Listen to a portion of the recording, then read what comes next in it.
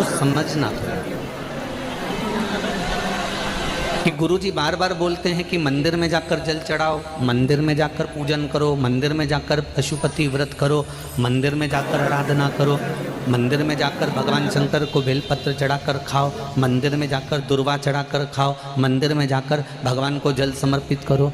गुरुजी ये क्यों नहीं कहते कि घर में शंकर जी का शिवलिंग है तो उसकी आराधना कर लो, घर में जो शिवलिंग विराजमान है उसका पूजन कर लो, उस पर चढ़ी हुई बेलपत्र खा लो। मंदिर का ही वर्णन क्यों?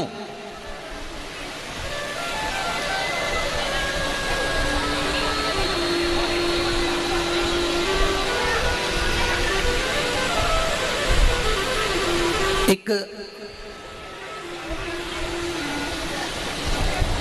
आप ये बेलपत्री भगवान शंकर को चढ़ाएं ना चढ़ाएं, आप पुष्प भगवान शंकर को चढ़ाएं ना चढ़ाएं,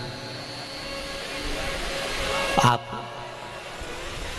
दुर्वा भगवान को चढ़ाएं ना चढ़ाएं,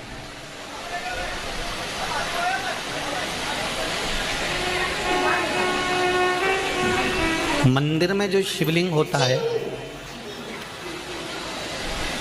मंदिर के अंदर जो शंकर भगवान का शिवलिंग होता है वो स्थिर होता है,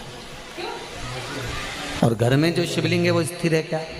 उसको तो तुमने उठाया, उठा के थाली में रखा, स्नान कराया, वापस बिठा दिया।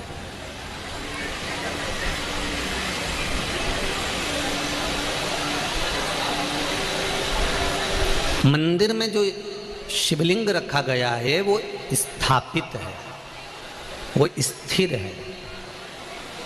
स्थापित शिवलिंग की एक महत्वता सबसे ज़्यादा होती है कि उस पर अगर बेलपत्री चढ़े तो ठीक, फूल चढ़े तो ठीक, सामग्री चढ़े तो ठीक, जल चढ़े तो ठीक।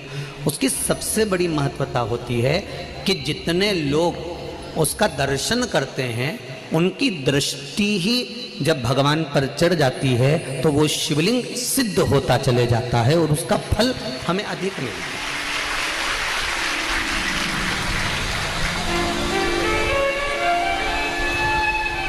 उसका फल हमको अधिकता में प्राप्त होता है। अब घर में जो शिवलिंग है, घर में जो शंकर भगवान का शिवलिंग है छोटा सा, उस पर कितने लोग दर्शन कर रहे हैं? आपने कर लिया, पति ने कर लिया, बच्चों ने कर लिया, या घर में जो सास ससुर हैं, परिवार है, कुटुंब है, उसने दर्शन कर लिया, या आपके कोई मेहमान आ गए, आपके कोई रिश्तेदार आ गए तो उन्होंने दर्शन कर लिया। समझ लेना जरा अच्छे से हो। अब घर के शिवलिंग पर परिवार वाले ही दर्शन कर रहे हैं, परिवार के लोग ही उसको दर्शित हो रहे हैं, दर्शन कर रहे हैं, पूजन कर रहे हैं। पर मंदिर का जो शिवलिंग होता है, कोई ज़रूरी नहीं है कि सब जाकर बेलपत्र चढ़ाएंगे, सब जाकर फूल चढ़ाएंगे, सब जाकर चावल चढ़ाएंगे, या एक लोटा जल सब जाकर चढ़ाएंगे। अगर मंदिर का दरवाज़ा खुला हुआ है और मंदिर के बाहर से भी कोई निकल कर जा रहा है, मंदिर उसको मालूम है कि यहाँ मंदिर है, और उसकी ये मुख, उसका ये चेहरा मंदिर की ओर भी मुड़ गया।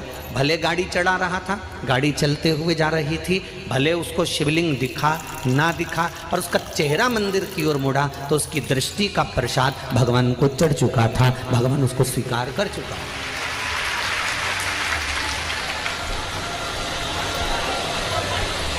तेरे मंदिर में आना मेरा काम है और मेरी बिगड़ी बनाना तेरा काम। आप उसके सामने से निकले,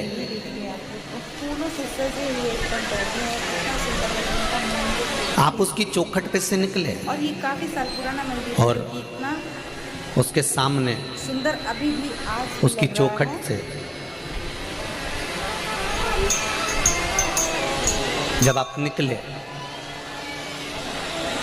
तो मात्र आपका मुख घूमा